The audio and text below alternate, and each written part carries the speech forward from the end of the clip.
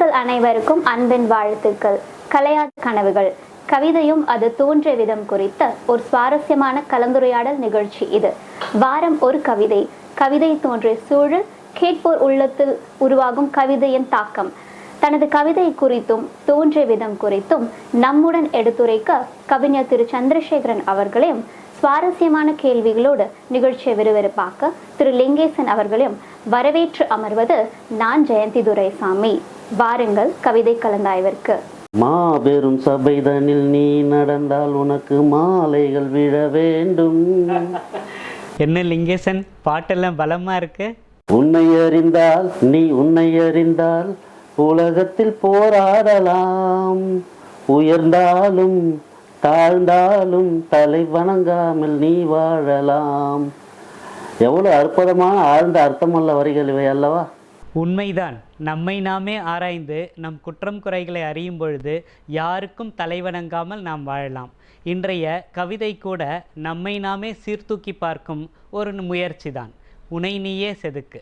உன்னை நீதான் செதுக்க வேண்டும், உரிய நேரம் ஒதுக்க வேண்டும். தன்னைத்தானே செதுக்கும் போது தரமாய் செதுக்கும் தைரியம் வேண்டும். கண்ணை நீதான் திறக்க வேண்டும், காட்சிகள் யாவும் சிறக்க வேண்டும். உன்னை உயர்த்தும் சொல்லை சொல்லும் செவ்வாய் தன்னை செதுக்க வேண்டும். பொன்மொழி தன்னை பொறுமையாய் கேட்கும் பொருத்தமான செவிகள் வேண்டும். தன்மொழி தன்னை தரணியில் சேர்க்கும் தரமிகு தலைவன் செதுக்க வேண்டும். மண்ணை தோண்டி வைரம் தேடும் மகிமை மிக்க கரங்கள் வேண்டும். விண்ணை தாண்டி விண்மீன் அடையும் வீரியம் கொண்ட கால்கள் வேண்டும். எண்ணம் என்றும் ஏற்றம் கொண்ட எளிய மனிதனை செதுக்க வேண்டும். விண்ணை நீதான் தொட்ட போதும் உன் விழிகள் இரண்டிலும் ஈரம் வேண்டும். உன்னை நீதான் செதுக்க வேண்டும் என்று ஆரம்பிக்கும் வரிகள் தன்னைத்தானே செதுக்கும் போது என்றெல்லாம் ஆழ்ந்த கருத்துடன் வருகிறது. இந்த வரிகள் உங்களுக்கு எவ்வாறு தோன்றியது நண்பரே? இது நல்ல கேள்வி. ஒரு முறை என்னுடைய அலுவலகத்தில் ஒரு நண்பர் தன் கையில் ஒரு படத்தை வைத்திருந்தார். அந்த படத்தில் ஒரு ஆணும் பெண்ணும் தன்னைத்தானே செதுக்கிக் கொள்வது போல் ஒரு சிலை இருந்தது. அந்த சிலையை கையில் வைத்து கொண்டு அவர் தன்னுடைய நண்பரிடம் கேட்கிறார், ஒருவர் தன்னைத்தானே செதுக்கிக் கொள்ள முடியுமா என்று கேட்கிறார்.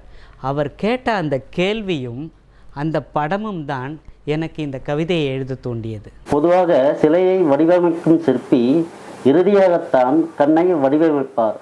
ஆனால் உங்கள் கவிதையில் கண்ணை நீதான் திறக்க வேண்டும் என்று முதலிலேயே கூறியிருக்கிறீர்களே. சிற்பி செதுக்கும் போது சிலையை செதுக்குகிறார். ஆனால் இங்கு நம்மை நாமே செதுக்கிக் கொள்கிறோம். அப்படி செதுக்கும் போது முதலில் நம் அகக்கண் திறக்க வேண்டும். பின்பு தம் முகக்கண் திறந்த பின்புதான் நாம் நம்மை பார்த்து ஒரு பகுதிகளாக செதுக்க முடியும். அதனால்தான் நான் ஆரம்பத்திலேயே கண்ணை நீதான் திறக்க வேண்டும், காட்சிகள் யாவும் சிறக்க வேண்டும் என்று தொடங்கியிருக்கிறேன். முதல் 2 வரிகள் அருமை. நம்ம ஒவ்வொருத்தரும் எங்க ஓடுறோம், எதுக்காக ஓடுறோம்னு இங்க யாருக்குமே அதை பத்தி எந்த ஒரு தெளிவும் இல்லை. உண்மைதான். முதல்ல நம்ம பற்றின தெளிவு நமக்கு வேணும். நாம் செய்கிற நல்லது கெட்டது எல்லாத்துக்கும் நாமளே நீதிபதியாக இருந்து அதில் வரும் தீர்ப்பை நாம் ஏற்றுக்கிறதுக்கு தயாராக இருக்கணும். ஏன்னா தீதும் நன்றும் பிறர் தரவாரா. உண்மைதான். இதில் உன்னை உயர்த்தும் சொல்லை சொல்லும் செவ்வாய் தன்னை செதுக்க வேண்டும் என்று கூறியிருக்கிறீர்களே, இதன் பொருள் கூறுவீர்களா? அதுவா? நாம் பேசும் சொற்கள் ஒருவரை வாழ்விக்கும் சொற்களாகத்தான் இருக்க வேண்டும்.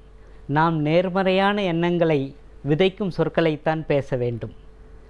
வள்ளுவர் கூட கூறியிருக்கிறாரே, இனிய உளவாக இன்னாத கூறல் கனியிருப்ப காய் கவர்ந்தற்று என்று. ஆதலால் பேசுவது நலமாக இருப்பின் பேசுவோம், இல்லையேல் மௌனமாக இருப்பதே சாலச் சிறந்தது. ஆமா, பரீட்சைக்கு போகிற பிள்ளைகளை நிறுத்தி எக்ஸாம் நல்லா எழுதுப்பா, பக்கத்து தெரு பையனுக்கு 2 மார்க்ல மெடிக்கல் சீட் போயிடுச்சுன்னு எதிர்மறை வார்த்தைகளை பேசுவதை விட மௌனமே சிறந்தது. அதனால தான் சொன்னேன், மற்றவர்களிடம் பேசும்போது நேர்மறையான வார்த்தைகளை மட்டுமே பேச வேண்டும் என்று. அருமை நண்பரே, பொன்மொழி கேட்கும் பொறுமை கொண்ட பொருத்தமான செவிகள் வேண்டும்.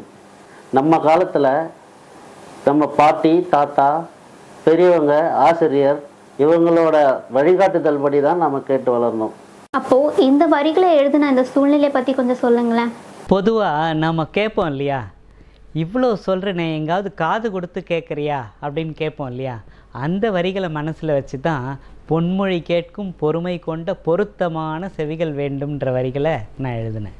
இதில் அடுத்த 2 வரிகள் தான் நான் ரொம்ப ஆத்மார்த்தமாக ரசித்து எழுதின வரிகள். தன்மொழி தன்னை தரணியில் சேர்க்கும் தரமிகு தலைவன் செதுக்க வேண்டும். இந்த வரிகளில் எனக்கு பல தலைவர்கள் ஞாபகம் வந்தாங்க. கர்ம வீரர் காமராஜர், நேதாஜி சுபாஷ் சந்திர போஸ், நம்ம மகாகவி பாரதியார், இவங்களாம் தான் ஞாபகம் வந்தாங்க. அவங்க எல்லாரும் பார்த்திங்கன்னா தரமிகு தலைவர்களாக இருந்தாங்க. தன்னுடைய சொற்களை மக்களிடையே சேர்த்து பெரிய அளவில் பேர் வாங்கினவங்க.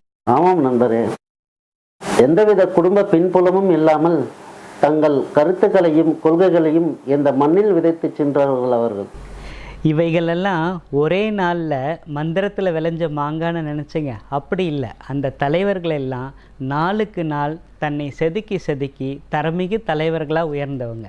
உண்மைதான் நண்பரே. மண்ணை தோண்டி வைரம் தேடும் மகிமை மிக்க கரங்கள் வேண்டும். விண்ணை தாண்டி விண்மீன் அறையும் வீரியம் கொண்ட கால்கள் வேண்டும். இந்த வரிகளின் பின்னணி பற்றி கொஞ்சம் கூறுங்களேன். நண்பரே, மண்ணோட மதிப்பு எங்கே, அதில் உள்ள மறைஞ்சிருக்கிற வைரத்தோட மதிப்பு எங்கே? ஆனால் நம்ம கரங்களில் மட்டும் வலுவிருந்ததுன்னு வச்சுங்க, அந்த மண்ணையே மூலதனமாக வச்சு அந்த வைரத்தை நம்ம அடைஞ்சிடலாம். அதே மாதிரி தான் விண்ணை தாண்டி விண்மீன் அடையும் வீரியம் மிக்க கால்கள் வேண்டும்னா, விண்ணை தாண்டி விண்மீன் அடையிறதுக்கு நமக்கு வீரியம் தேவை. அதனால் அந்த கால்களுக்கு நம்ம வலு கொடுத்தோம்னா அது விண்மீனை கூட நம்ம எட்டுறதுக்கு உதவும்னு சொல்ல வந்தேன். அருமை அருமை நண்பரே. அதே போல் விண்ணை தாண்டி விண்மீன் அடையும் வீரியம் கொண்ட கால்கள் வேண்டும். இந்த வரிகளை நினைக்கும் போது எனக்கு இந்த காலத்து ஒரு பாட்டு தான் ஞாபகம் வருது. உன்னாலே முடியாதென்று ஊரே சொல்லும் நம்பாதே என்று உலகமே சந்தேகப்பட்டாலும் நாம் மனசு வச்சோம்னா எதுவுமே சாத்தியம்தான். நிறைவாக எண்ணம் என்றும் ஏற்றம் கொண்ட எளிய மனிதனை செதுக்க வேண்டும். விண்ணை நீதான் தொட்ட போதும் விழிகள் 2லும் ஈரம் வேண்டும் என்ற வரிகள் மூலமாக மனித நேயம் மற்றும் எளிமை பற்றி தானே சொல்ல வரீங்க? சுருக்கமாக சொல்லணும்னா நம்ம கர்ம வீரர் காமராஜரை போல தான். அவர் வாழ்ந்த போதும் எளிமையாக தான் இருந்தார். முதலமைச்சராகி அந்த பதவியில் இருந்த போதும் மிக எளிமையான மனிதராக தான் இருந்தார். அவர் விழிகளில் வழிந்த கருணை எனும் ஈரத்தால் கல்வி கற்று உயர்ந்த குடும்பங்கள் ஏராளம். விண்ணை நீதான் தொட்ட போதும் உன் விழிகள் 2லும் ஈரம் வேண்டும். தங்கள் கவிதையின் வரிகள் ஒவ்வொன்றும் ஆழமானவை, அர்த்தமுள்ளவை. உங்களுடன் நிகழ்ந்த உனை நீயே செதுக்கு கவிதை கலந்தாய்வு எனக்கும் மனநிறைவை தந்தது. நன்றி நண்பர்களே. தன்னைத்தானே செதுக்கும் போது தரமாய் செதுக்கும் தைரியம் வேண்டும். ஆம், நடுநிலை தவறாது நம் குற்றம் குறைகளை ஆராய்ந்து நம்மை நாமே தகுதிப்படுத்த நிச்சயம் ஒரு தைரியம் வேண்டும் தான். விண்ணை நீதான் தொட்ட போதும் விழிகள் 2லும் ஈரம் வேண்டும் என்ற வரிகள் மூலம் மனித நேயத்தை மனங்களில் விதைக்க முயலும் கவிஞரின் வரிகள் அழகானவை, ஆழமானவை, அர்த்தமுள்ளவை. மற்றுமோர் காலத்தால் அழியாத கவிதை படைப்போடு மீண்டும் சந்திப்போம். கலையாத கனவுகள் மெய்ப்படட்டும். நன்றி, வணக்கம்.